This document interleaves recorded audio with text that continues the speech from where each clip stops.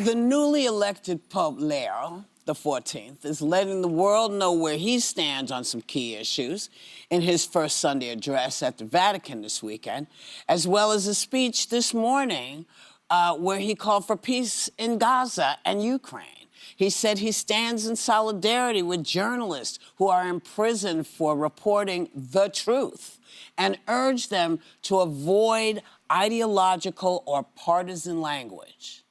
I like that. I'm digging him. Yeah. I'm digging him. Yeah. And the question I guess people are asking is, do you think people will take his message to heart? I think so, especially because he was so close to Pope Francis, who was beloved. And I will say on Friday, I read some things about his sort of lack of inclusion with the LGBTQ plus community. In 2023, actually, that was in 2012, he was interviewed in 2023, and he had completely changed that position, as Anna had mentioned. And he said, you know, he believes what Pope Francis believed, that the church is a church for everyone. The church is very inclusive. So I'm liking this guy a lot. I'm loving the Pope. There's one other thing that's also very interesting to me because President Trump, as you remember, called Haiti a certain type of country. As it turns out, our new American Pope has Haitian and Black roots. So we actually have a Black Pope. Apparently, it's like chef's kiss for me. So apparently, both of his maternal grandparents are described as Black, Haitian, or mulatto in several census documents.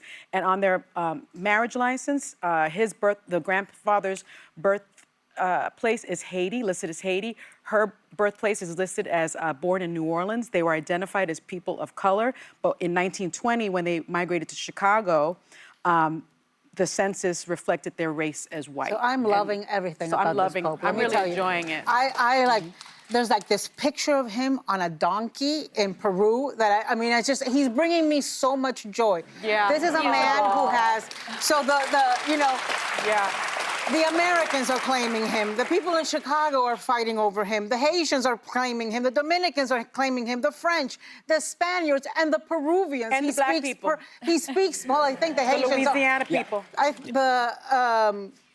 He speaks perfect Spanish. He speaks 7 languages, and he speaks those languages to send a message of peace, love, inclusion. I love that one of his first acts was to meet with journalists and defend the right of journalists to be journalists and uncover the truth. And I think it is so timely that we have an American Pope, because we are going through things in this country, and it is good to show the world that not all American leaders are the same. It is good to have an American that can denounce the things that are happening against immigrants here. And it's good People to have a are Black being Pope. dragged. People are being dragged, you know, into the streets.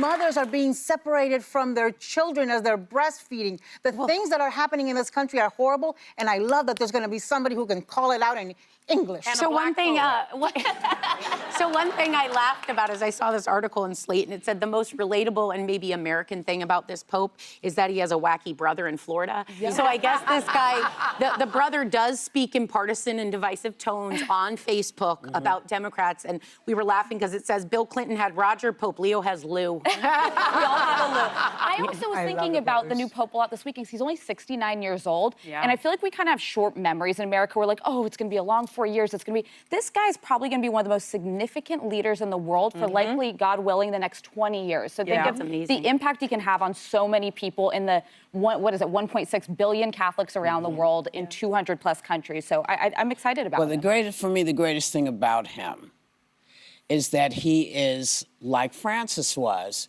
the Pope for everybody. He doesn't care if you're Jewish. He doesn't care if you are Zoroastrian. That is not important. What is important to him is that you believe in God. That's all he's asking, just for that belief. Because if we're all going down that path in terms of belief as we know it, then we cannot act the way some folks are acting. We cannot believe when some folks say you're not included. God doesn't think that way. God says, listen, I made everybody, and I don't make mistakes. Yes. Right? So I love this guy because he is a pope for us all, and that's what we need.